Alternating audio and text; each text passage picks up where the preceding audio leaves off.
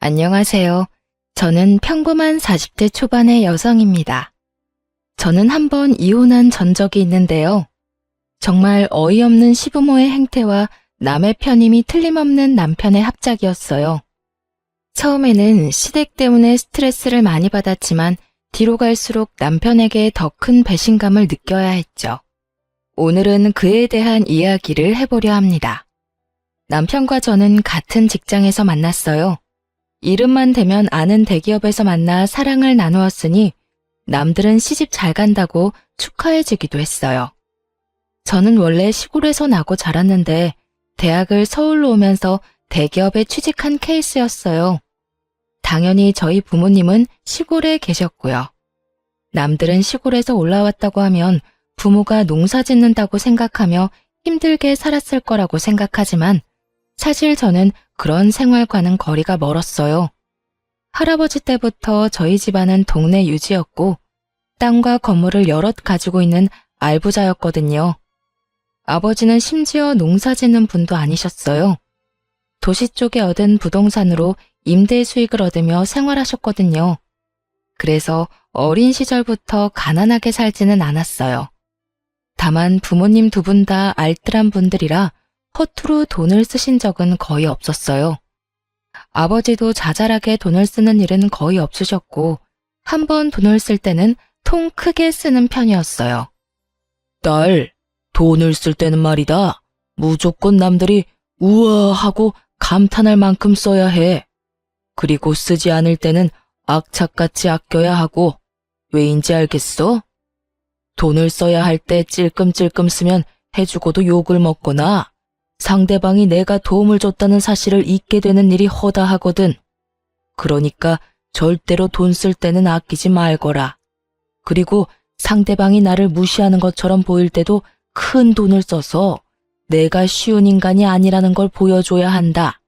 선수 필승, 그거야 그거. 그게 아버지의 입버릇이었어요. 돈을 쓰려면 남들이 다 감탄할 만큼 크게 쓰고 쓰지 않을 때는 악착같이 아끼라는 거요.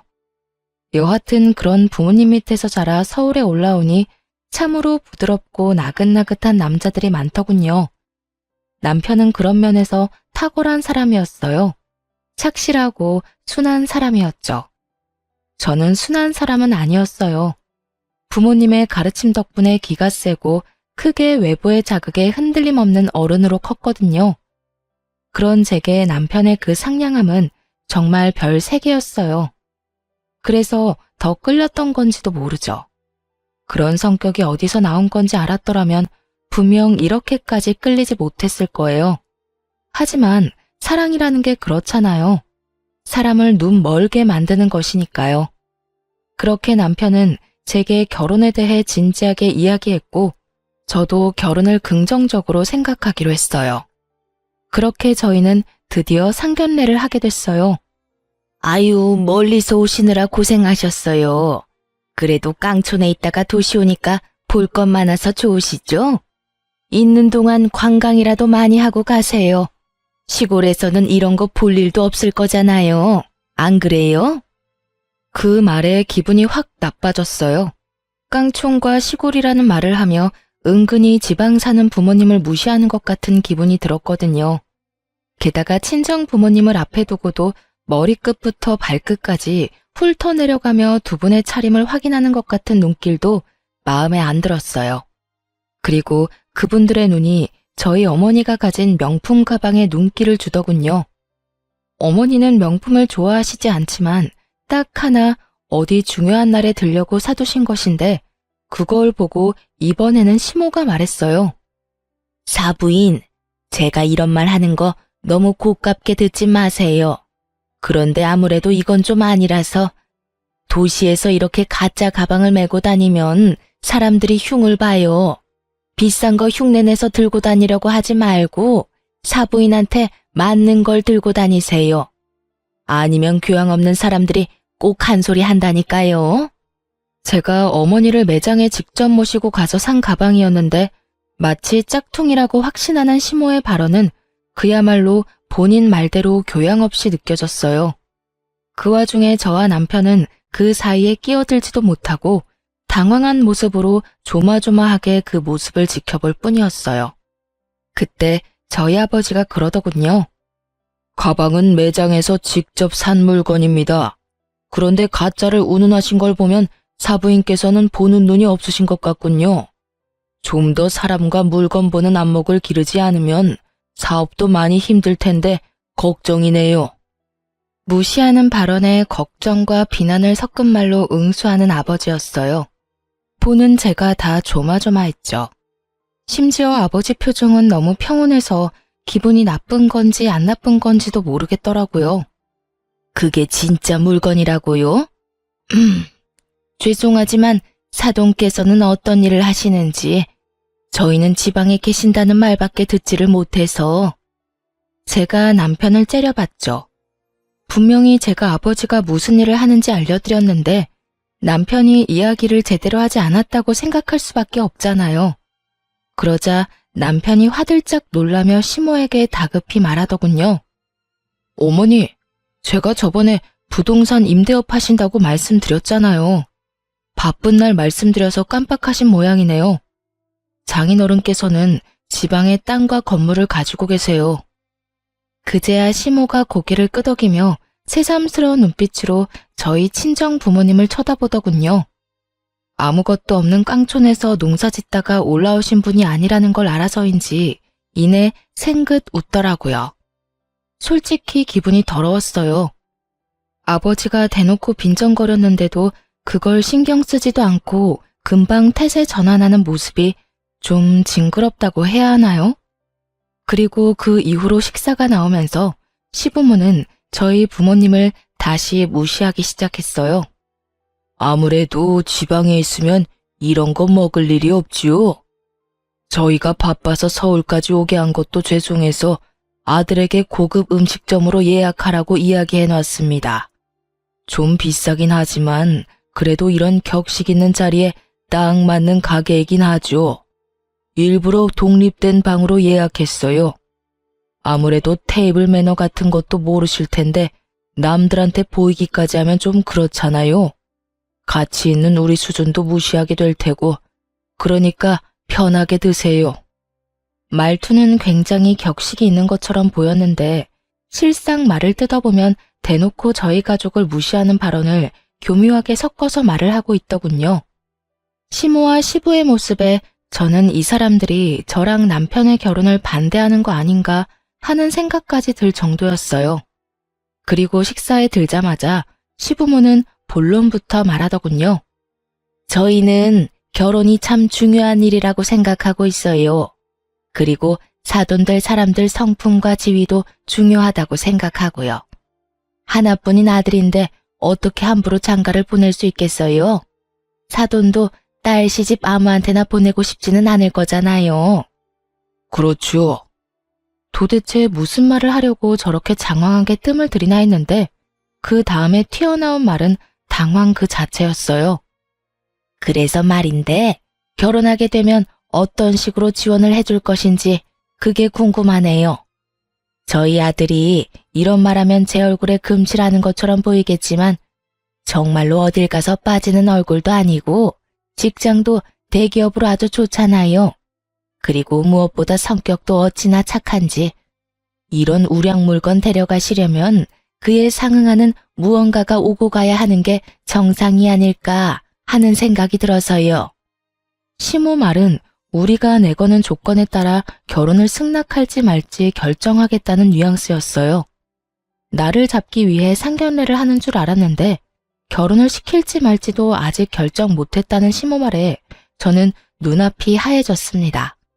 도대체 뭐 하는 사람들인가 싶었죠. 그래서 사부인께서는 어떤 조건을 원하시는지 저희도 저희 딸이 어디 한 군데 빠진다는 생각은 안 합니다.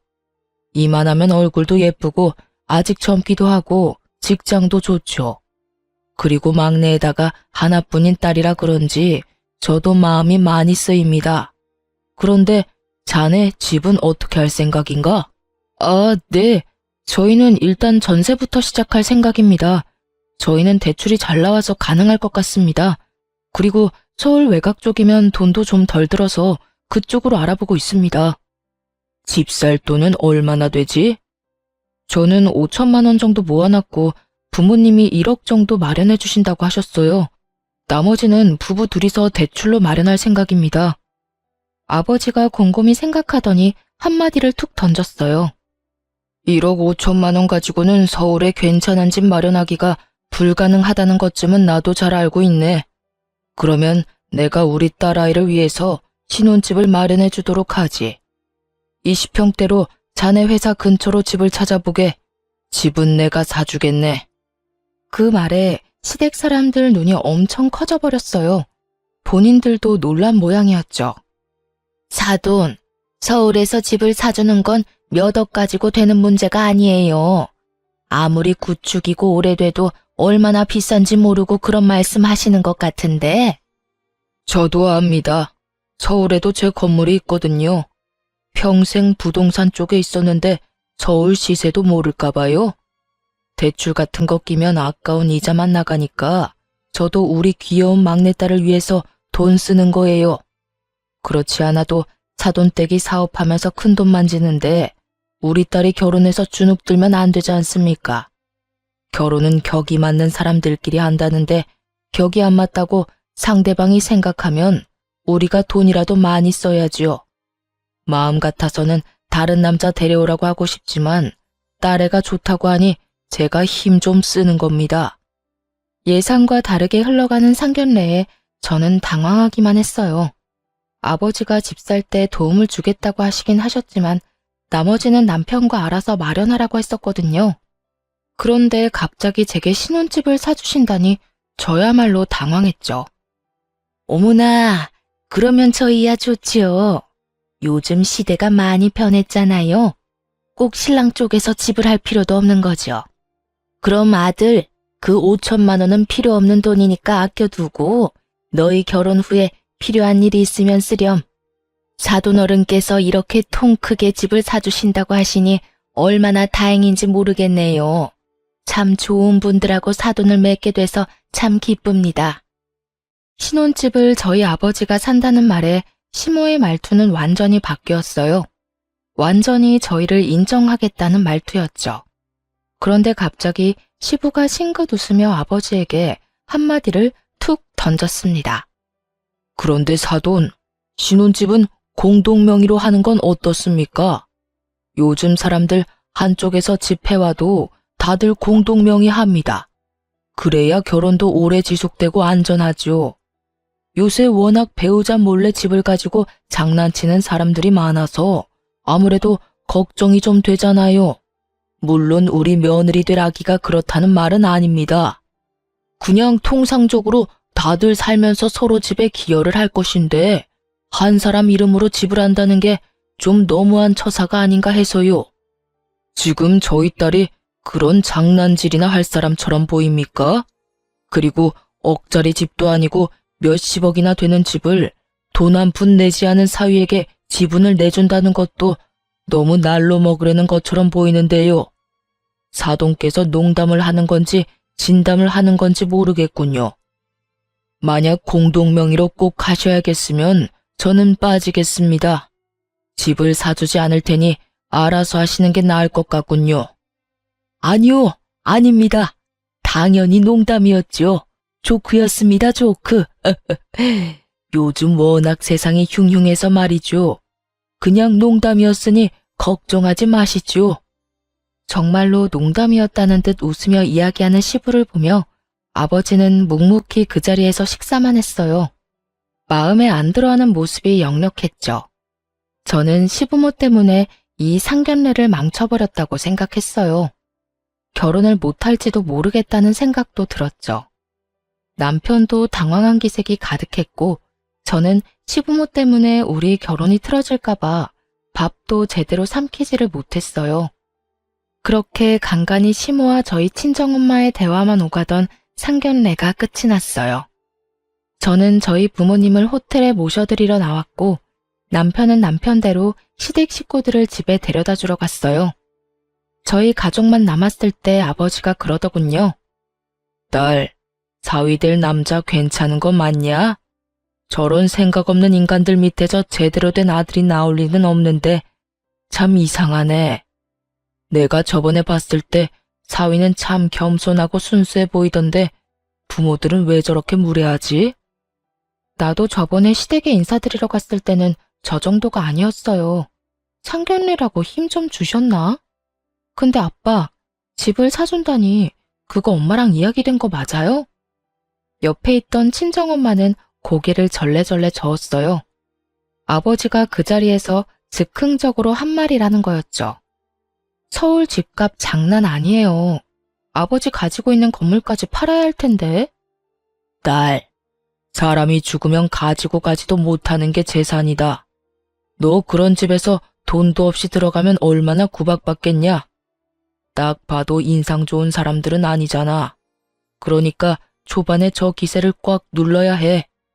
그나마 이 아비가 뼈 빠지게 벌어놓은 돈이 있으니 그걸로 크게 한 대 후려치고 시작하는 거지. 그렇다고 해서 그 큰 돈을... 그것보다 더 중요한 게 있어. 너 절대로 네 남편한테 공동명의 해주지 마라. 네 남편이 괜찮은 사람이라고 해서 저 사돈들이 괜찮은 사람인 건 아니잖아. 아까 돈 한 푼 안 낼 거면서 공동명의 이야기하는 거 봤냐? 농담이라고는 했지만 농담은 아니었을걸? 내가 신혼집 해주겠다는 말 듣고 호구라고 생각했을지도 모르지. 딸이 원하는 건 다 들어주는 딸바보라고 생각했을지도 모르고. 그런 인간들은 나중에 뒤로 무슨 짓을 하는지 알 수 없는 거야. 내가 젊을 때 사기 많이 당해봤잖아. 그러니까 첫째도 의심, 둘째도 의심이야. 알았어? 서울에 대학을 갈 때부터 아버지의 입버릇은 모든 것을 의심하라는 거였어요. 사실 그 덕에 범죄 피해를 잘 빠져나갈 수 있긴 했죠. 서울이 이상한 곳이라기보다는 엄청난 사람이 여기저기서 몰려오니 확률적으로 범죄를 맞닥뜨릴 일도 많다는 거거든요. 게다가 일거수일투족이 다 소문나는 시골과 달리 서울이라는 곳이 워낙 크고 이웃 간에 가깝지 않은 곳이기도 하니까요. 그래도 아버지가 결혼을 하지 말라고 하지 않은 건 남편의 착한 모습 때문이었을 거예요. 그렇게 저희는 결혼을 할 수 있게 됐죠. 결혼을 하고 시댁에 갈 일은 많지 않았어요. 남편이 불편한 제 마음을 헤아려 줬고 시댁과의 만남을 최대한 피할 수 있게 해줬거든요. 그런데 결혼하고 1년쯤 지났을 때 시댁에 큰일이 벌어졌어요. 시부가 하던 사업이 실패하면서 시댁 집까지 팔아야 하는 상황이 되어버렸거든요. 그전에도 사업이 잘 안 돼서 2번 망한 적이 있긴 했는데 그때는 본인들이 가진 돈으로 사업을 하다 망했고 이번에는 투자금까지 받아서 어떻게 해보려다 망한 거라 그 투자금을 다 돌려줘야 하는 상황이 된 거죠. 한마디로 크게 일 벌리다가 망해버린 거예요. 투자금이라 해봐야 얼마 되지는 않았지만 집을 날려버리기에는 충분한 금액이었어요. 그렇게 몇 날 며칠을 시댁과 저희 집을 오가며 근심이 가득하던 남편이 제게 그러더군요. 혹시 우리 집 담보로 대출 좀 받을 수 있을까? 대출 받은 건 내가 다 낼 거야.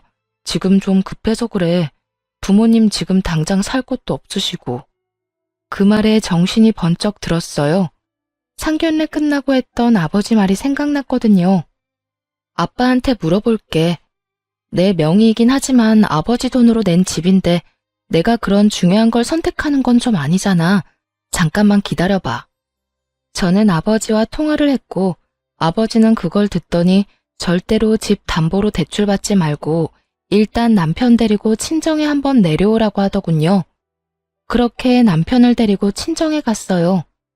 남편은 저희 아버지가 혼날 거라고 생각했는지 안절부절 못하는 모습이었어요.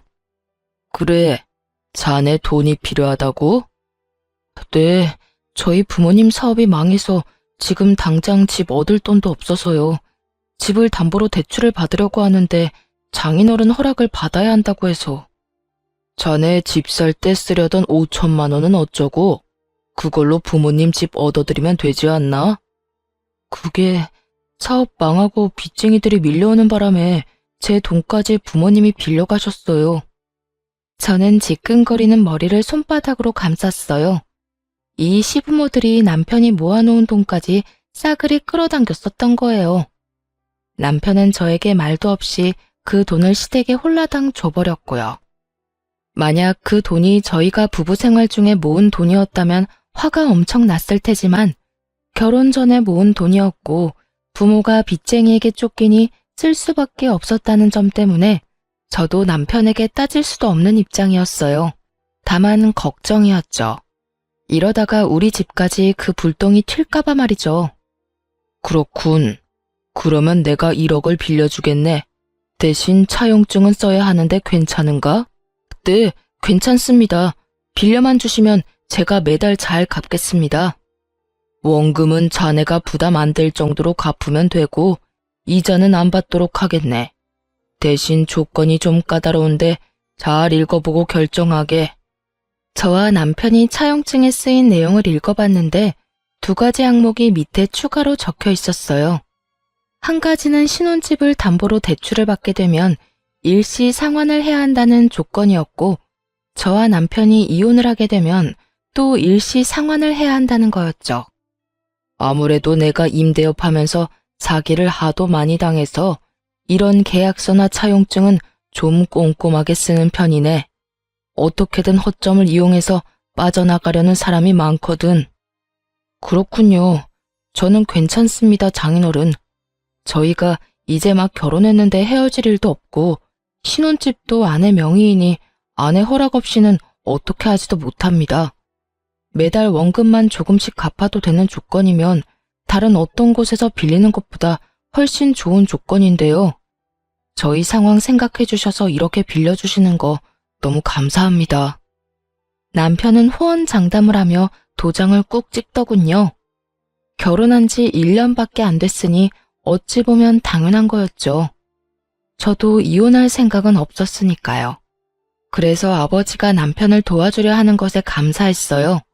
꼼꼼하게 써넣은 항목들도 저희가 지키기 쉬운 것들로 넣어준 거라고 생각했어요. 남편은 그 돈을 가지고 시부에게 바로 집을 하나 얻어줬습니다. 1억에 대출까지 껴서 겨우 전셋집을 얻을 수 있었어요. 어머니, 아버지, 장인어른께서 무이자로 돈을 안 빌려주셨으면 진짜 이 집도 못 구할 뻔했어요. 다음에 선물 사들고 찾아뵙기로 했어요. 이 사람한테도 더 잘해야겠다 싶고요. 남편이 그 말을 하며 저를 바라보며 싱긋 웃었어요. 저도 그런 남편을 향해 웃어 보였어요. 아버지의 호의 덕분에 급한 불을 끄게 됐으니 저도 마음이 좀 홀가분했거든요. 그런데 그런 제 마음에 시모가 찬물을 탁 끼얹더군요. 그래? 1억이 뭐 큰 돈은 아니지. 그리고 그 돈 빌려준 게 사돈 어른이지 며느리는 아니지 않니? 얘한테 잘해줄 건 뭐야? 너 돈 때문에 잡혀 살면 안 된다. 도와줄만 하니까 도와준 거야. 너 보고 도와준 걸 며느리 덕으로 돌리는 것도 이상하고. 그리고 며느라가, 너도 네 아버지 돈으로 우리한테 생색 낼 생각은 하지 마라. 그 돈이 네 돈은 아니잖니? 나는 며느리 눈치 보며 살 생각은 없어. 어차피 그 돈도 그냥 준 게 아니라 빌려준 거고 원금 꼬박꼬박 갚을 건데 우리가 너희 가족한테 굽실거리는 것도 이상하잖아. 그치?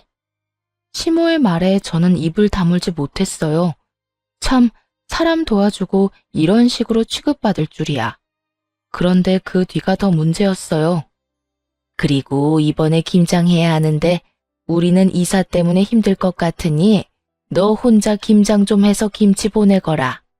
나는 가게에서 파는 김치는 맛이 없어서 못 먹거든. 그리고 젓갈 많이 들어간 것도 못 먹으니까 참고하고.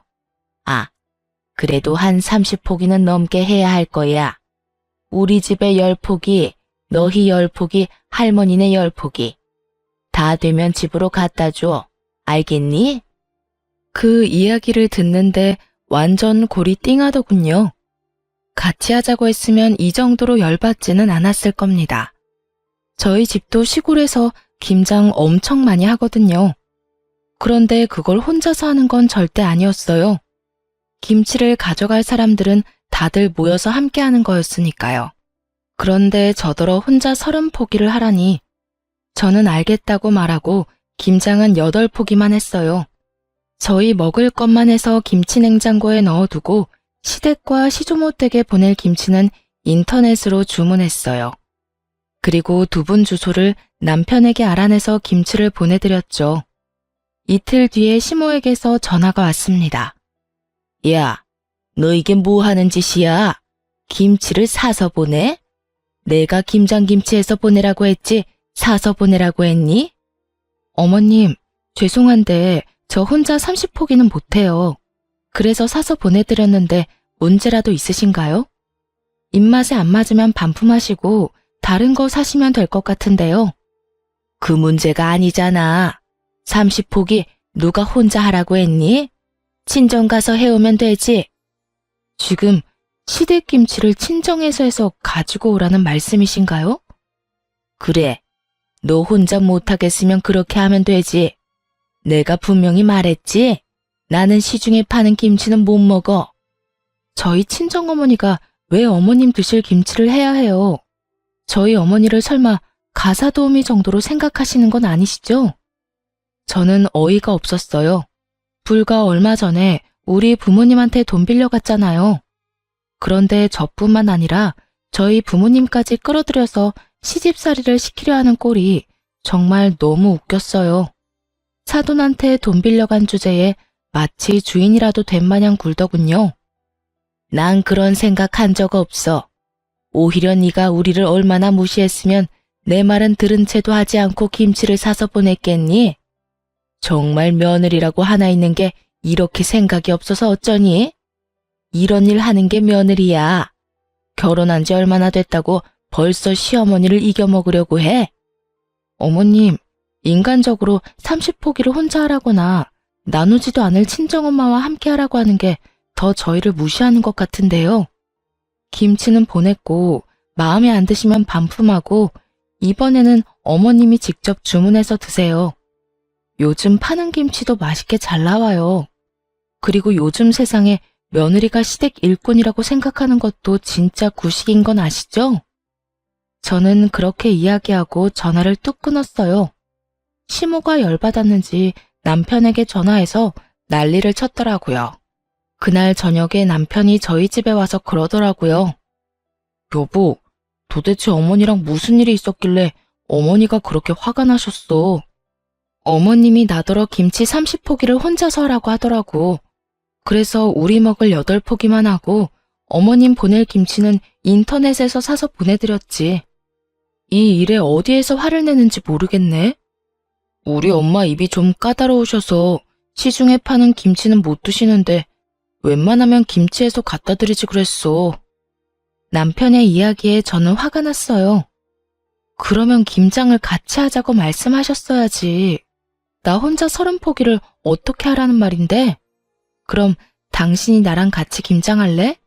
그리고 어머님이 우리 친정엄마까지 끌어들였다고. 장모님을? 그래. 30포기 혼자 하기 힘들어서 안 했다니까. 그러면 친정엄마랑 같이 해서 보내야 했던 거 아니냐고. 우리 엄마가 식모야? 김치 만들어서 시어머니한테 갖다 바치는 게 말이 되냐고. 이참에 이야기할게. 당신 어머님한테 이야기 좀 해. 제발 상식적으로 행동하시라고. 내가 당신한테 이런 이야기 하는 거 싫은데 부모님 그 집도 우리 아버지한테 빌린 돈으로 마련한 거잖아. 그러면 적어도 우리 부모님은 건드리지 말아야지. 제 말에 남편은 우물쭈물 쩔쩔매며 아무 말도 못하더군요. 겨우 시어머니에게 이야기해보겠다는 말을 들었을 뿐이죠. 그런데 며칠 뒤 더 경악할 만한 일이 벌어졌어요. 시모는 제 상상을 뛰어넘는 뻔뻔함을 지녔더라고요. 돈 1억을 남편이 빌려갔는데 저희 어머니에게 전화해서 돈을 더 요구했다고 하더군요. 예, 너희 시어머니 진짜 너무한다.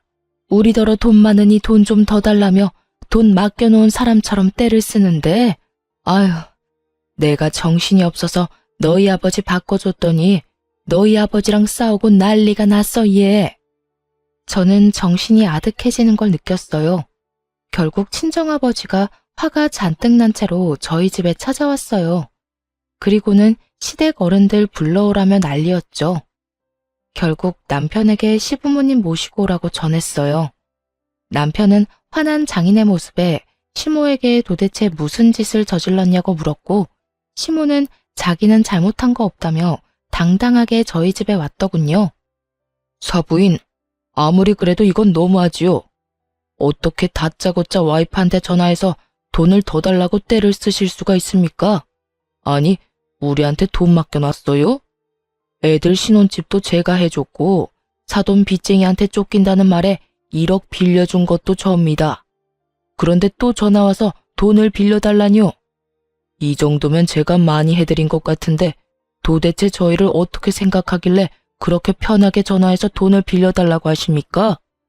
힘들 때 좀 도와달라는 게 뭐가 문제예요? 안 빌려주면 그만이지. 이렇게 사람까지 불러서 무안을 주려는 이유는 뭐예요? 올랑 집 하나 해줬다고 대단한 사람이라고 생각하시나 본데 저희 사업 잘 될 때랑 비교하면 별것도 아닌 수준이거든요. 지금은 사업이 잘 되고 있어서 저희한테 돈 빌리려고 전화하신 겁니까? 무슨 일이든 정도라는 게 있는 법인데 막무가내로 전화해서 떼쓴다고 돈을 빌려줄 거라고 생각했어요? 이런 무례한 사람들이랑 사돈을 맺다니. 장인어른, 진정하세요. 제가 사과드리겠습니다. 어머니가 그런 전화하신 줄 정말 몰랐습니다. 그러니 화 푸세요. 남편의 사과에 시모는 입이 삐죽 나왔고 친정아버지는 겨우 가라앉은 모양새였어요. 어머니, 빨리 사과드리세요. 앞으로 연락 안 하면 되는 거잖아. 이런 일로 사과는 무슨 사과야. 내가 큰 죄를 지은 것도 아니고. 그렇게 말하며 시모는 자리를 떴습니다. 아버지는 남편에게 경고했어요. 자네, 한 번만 더 이런 일로 우리를 실망시키면 딸아이가 이혼 안 하겠다 하더라도 내가 데려와 버릴 거야. 그렇게 이 사건은 남편의 빠른 사과 덕분에 겨우 봉합이 됐어요. 하지만 생각 없는 시모의 기행은 그걸로 끝나지 않았어요. 저희 부부는 결혼과 동시에 아이를 가지려고 애를 썼는데 1년 반 동안 아이가 생기지를 않았어요. 그래서 산부인과 검사를 했고 제가 다낭성 난소증후군이라는 난임 판정을 받게 됐어요. 의사 말로는 불임은 아니고 난임이라고 아주 드물게 자연 임신이 되는 경우가 있긴 하지만 임신을 하더라도 유산이 잦을 거라고 하시더군요. 그에 비해 남편은 정상이었죠. 제 탓으로 아이가 생기지 않는다는 생각에 무척 힘든 시간을 보냈어요. 그래도 치료를 하면 임신 확률을 조금은 높일 수 있다는 말에 좋다는 치료는 다 해가며 임신을 준비했어요. 시댁에는 비밀로 하려고 했지만 남편이 그 이야기를 시모에게 이미 해버렸더라고요. 난임 판정을 받고 한 달 뒤에 시모가 저희 집에 연락도 없이 찾아왔더라고요. 그때 집에는 저와 남편 둘 모두 있었어요. 그런데 시모는 들어올 때 표정부터가 아주 의기양양했죠. 무슨 이야기를 하려나 싶었는데 그 이야기를 꺼내더군요. 너 난임이라는 말 들었다. 하자 있는 며느리를 들였다니. 너 옛날 같으면 이거 아주 큰 문제였다는 거 알고 있니? 어떻게 결혼 전에 검사도 안 해보고 결혼을 했어? 우리 집안 대가 끊기는 일인데 이건 이혼감이야, 이혼감. 하자 있는 며느리, 이혼감. 이런 말을 듣고도 아무 말 못하고 있는 제가 정말 너무 싫고 화나고 열받았어요. 그런데 시모가 가만히 듣고만 있는 저를 보더니 한마디 더 하더군요. 네가 우리 집안에 이렇게 큰 누를 끼쳤으니 원래라면 이혼을 시켜야 맞는 일인데 내가 교양 있는 사람으로서 그런 짓은 못하지. 다 봐줄 테니 너도 우리 집안의 성의를 보여라. 그러면 문제 있는 너도 우리가 잘 품어줄 테니까. 성의요? 성의를 보이라는 말에 제가 되묻자 시모가 그러더군요. 당연히 성의를 보여야지. 한 5억 정도면 가능할 것 같은데 사실 5억도 작지. 네가 하는 짓이 우리 집안 대를 끊게 만든 건데 이 정도로 넘어가는 걸 다행으로 생각해야 하지 않겠니? 아, 그리고 이 신혼집도 공동명의로 해놔. 우리 아들 아기를 얼마나 좋아하는지 알지? 그런 애가 평생 애 없이 살아야 하는데 당연히 그 정도는 해줘야 하지 않겠어? 이 엄청난 요구에 저는 그저 헛웃음만 나왔어요. 제가 악몽을 꾸고 있는 건 아닐까 착각할 정도였으니까요. 어머님, 제가 그 성의를 안 보여주면 어떻게 되는 건가요? 당연히 이혼이지. 너 대를 잇지 못하는 게 얼마나 큰 건지 몰라서 그래? 아들, 네가 말해봐라. 우리 집안이 어떤 집안이야? 애가 없으면 절대로 안 되는 집안 아니니? 당장 네 할아버지부터가 당장 이혼하라고 난리 날 거다. 당신 어머님 말에 동의하는 거야? 저는 허수아비처럼 서 있던 남편에게 물어봤어요. 어? 시모의 눈치를 보던 남편이 한참 망설이다 한마디 했어요. 나도 그렇게 생각해. 형제가 있는 것도 아니고 남자는 나뿐인데. 게다가 나는 엄마 말처럼 애 좋아하고 애가 있었으면 좋겠거든. 들었지? 이거 봐. 네 남편조차도 그렇게 생각하잖니. 그래서 이혼하자는 말이야? 그건 아니고 엄마 말대로 해주면 그냥 살아도 되고. 정말 복장 터진다는 말이 무슨 말인지 그제야 알겠더군요. 답답해서 돌아버리겠더라고요. 이 사람이 이렇게까지 우유부단했나 싶은 생각과 도대체 시모가 어떻게 사람을 구워 삶아서 이런 말을 하는 걸까 궁금할 정도였죠. 그래, 이혼이 웬 말이니? 그냥 성의만 보여주면 넘어가 준다니까. 딱 봐도 임신이 되고 안 되고가 문제인 게 아니었어요. 저 성이라는 말로 포장된 돈이 갖고 싶을 뿐인 거였죠. 그런데 정말 열받는 건 시모의 그런 얄팍한 생각에 남편 놈도 동의를 하고 있다는 거였어요. 애가 좋아서 저와 이혼을 하고 다른 여자를 만나고 싶었다면 그냥 이혼을 하면 되는 일이었죠. 그런데 그런 말을 하면서 이혼은 안 하고 그냥 살자니 돈 때문인 게 너무 티가 나잖아요. 남편의 그 모습이 저에게는 정말로 의외였어요. 여태껏 워낙 착한 모습을 보여왔으니까.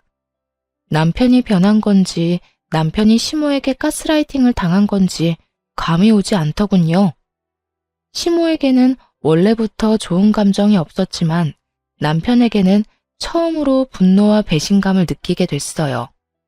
그리고 이쯤 되니 그냥 다 포기해버리고 싶었어요. 이혼한다 해도 저한테 불리할 건 전혀 없으니까요. 그냥 이혼할게요. 당신도 애가 가지고 싶다며. 그러면 나랑 이혼하고 다른 여자 만나. 저의 이혼 선언에 시모가 깜짝 놀라더군요. 너 정말 이혼할 거야?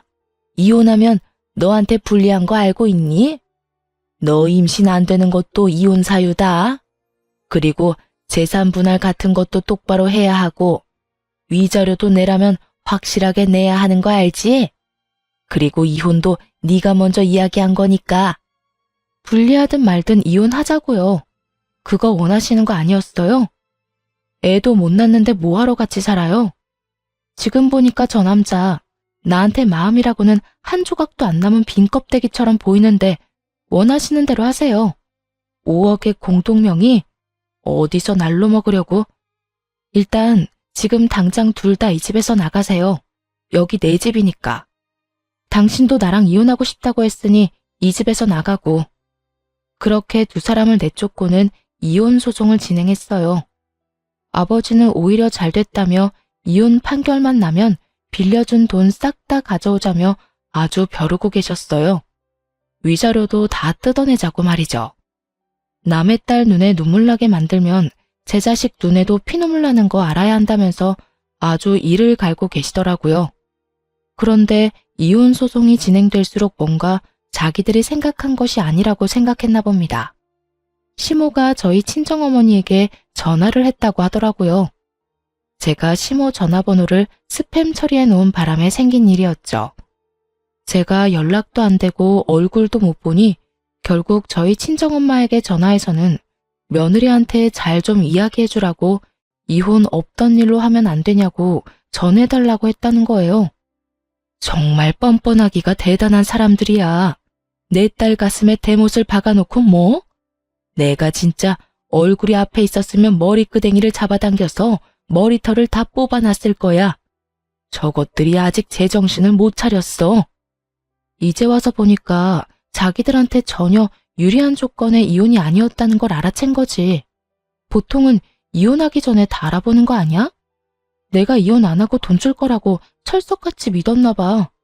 임신 안 되는 것도 서러운데 돈까지 내고 서러워야 해?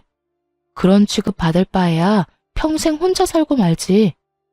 그런데 시모의 그 연락이 끝일 거라고 생각했는데 일 끝나고 회사에서 나오는데 남편 놈이 저를 기다리고 있더군요.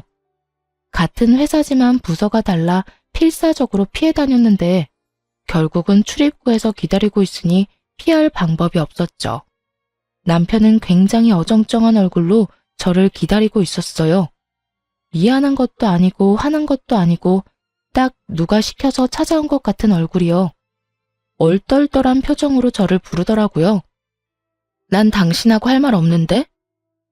여보, 나는 할 말 있어. 잠시면 돼. 잠깐만 들어줘. 내가 그때 한 이야기는 정말로 다 거짓말이야. 난 여전히 당신 사랑하고 있고 아이가 없더라도 당신하고 헤어지고 싶은 생각 절대로 없어. 이건 진짜 내 진심이야. 그러니까 우리 이혼 없던 걸로 하면 안 될까? 당신 없으니까 너무 허전하고 힘들어. 웃기고 앉아있네. 당신 그거 전혀 진심으로 안 들려. 그런 말 하고 싶었으면 내가 어머님한테 그런 취급 받았을 때 했어야지. 이혼 이야기 나오기 전에 했었어야 맞는 거지. 그랬으면 난 당신 하나 바라보면서 혼인관계 유지했을 거야. 그런데 너 뭐라 그랬냐?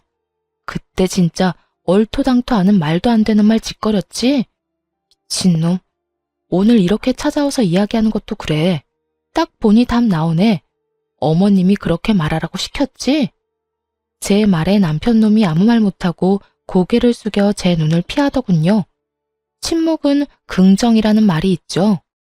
아무 말 못하는 남편놈을 보니 감이 오더라고요. 저는 남편을 앞에 두고 시모에게 전화를 걸었어요. 어머님, 아들 반품한 거 취소 안 할 거예요. 반품하라고 한 것도 어머님이면서 왜 다시 돌려주려고 하세요? 그러지 마세요. 이미 애착 같은 거 없어요. 이혼 소송 불리하게 진행되는 것 같아서 속상하신 건 알겠는데 그러게 왜 처음부터 알아보지도 않고 일을 진행해서 이렇게 후회할 짓을 만들었어요? 어쨌든 이런 식으로 저희 부모님한테 연락하거나 이 인간 이용해서 이혼 번복하려고 하지 마세요. 저는 이혼 꼭 할 거니까요. 며느라가, 아가, 내 말 좀 들어봐라. 나는 당연히 결혼을 했으니 재산 분할이 조금이라도 될 줄 알았어. 그런데 혼인 기간이 짧으면 그게 인정이 안 될 가능성이 높다네. 그리고 나는 차용증에 대해서 제대로 몰랐지 않니? 그런 항목이 있었으면 절대로 이혼 이야기도 안 꺼냈을 거야. 이혼하면 빌린 돈을 무조건 갚아야 한다는 조건이라니 너무하지 않니? 아무리 그래도 우리 사정도 봐줘야지. 어떻게 지금 당장 1억을 어디서 구해? 그건 그쪽 사정이고요. 아주 호언장담을 하면서 도장을 찍은 건 남편이고 그 호언장담도 깨가며 이혼 원한 것도 남편이거든요. 이혼 등 떠민 건 어머니고요. 그래, 그건 나도 인정하마. 하지만 그런 조건에 대해 상세하게 이야기 안 해준 네 잘못도 있지. 애는 없어도 된다. 얘야, 그러니까 이혼만은 좀 어떻게 안 되겠니? 나는 이혼 안 하는 게 훨씬 좋은 것 같아. 왜요? 저는 하는 게 좋을 것 같은데요. 난임이라는 거 하나만으로 저를 하자 있는 인간으로 몰아서 친정의 돈까지 뜯어내려고 하더니 결국 가지고 있는 모든 걸 잃으셨네요. 그냥 가만히 아들 부부 놔뒀으면 그래도 빌린 돈은 보전할 수 있었을 텐데. 저희 이혼하게 만드신 것도 모자라서 사람 약점 가지고 뒤흔든 고약한 마음씨 잘 봤어요. 그래도 결혼 초반에 알게 돼서 천만다행이에요. 잘못했으면 저도 못 빠져나올 뻔했으니까요. 앞으로 연락하지 마세요. 연락하면 스토커로 신고할 거예요. 그리고 이 인간 시켜서 말 전하게 하지도 말고요. 저 이미 이 사람한테 정 다 떨어졌어요. 그렇게 말하고 전화를 끊자 남편놈은 더 더욱더 고개가 아래로 파고들더군요. 이 인간이 이 정도로 마마보이일 줄은 결혼할 때만 해도 몰랐어요. 그냥 남 생각 잘하는 착한 사람이라고 생각했는데 제가 깜빡 속았던 거예요. 앞으로 이런 일로 내 앞에 얼굴 보이지 마. 재수없으니까. 내가 이런 말 했다고 화낼 건 아니지? 너 딱 재수없게 행동했잖아. 애가 가지고 싶어서 이혼을 하고 싶어? 입에 침이라도 바르고 거짓말을 해. 부모 말 그대로 전달하는 앵무새 같은 인간아. 너 같은 마마보이하고 결혼한 게 내 인생의 유일한 오점이야. 그렇게 쏘아붙이고 뒤도 돌아보지 않고 남편을 내버려 두고 나왔어요. 그리고 이혼 판결 나고 저는 직장 지인들에게 이혼 사실을 알렸어요.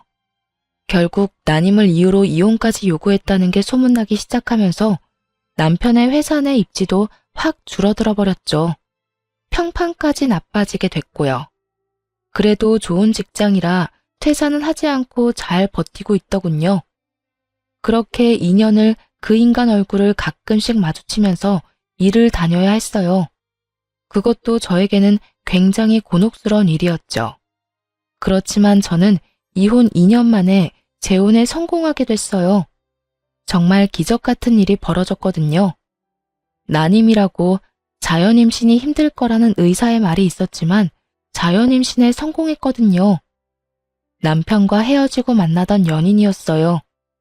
난임이라는 걸 미리 이야기하고 만난 아주 좋은 사람이었고 어쩌다 보니 속도 위반으로 애가 생겨서 결혼을 하게 됐거든요. 저는 전 남편과 살던 집의 인테리어를 싹 다 고쳐서 다시 새로운 재혼남과 신혼집을 꾸렸어요. 게다가 임신 5개월에는 결혼식까지 했거든요. 저는 재혼이라 규모를 좀 작게 하긴 했지만요. 그런데 결혼식 직후에 전 남편이 저를 찾아와서 엄청 따지더라고요. 난임이라는 거 거짓말이었어? 너 딴 남자 만나려고 나한테 거짓말했지? 당신이 거짓말한 거면 우리 이혼은 무효라고, 무효. 이보세요. 저랑 인연 끝난 지 벌써 2년이 넘었어요. 뭘 거짓말하고 말 게 어디 있어?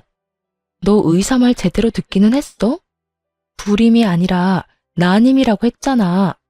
자연임신 되는 케이스도 드물게 있다고. 다 듣고도 사람 불임 취급하면서 이혼하자고 한 게 누군데? 세상 모든 사람이 나한테 임신에 대해 의심해도 너만은 그딴 말하면 안 되지. 직접 듣고 봤으면서 어디서 헛수작이야?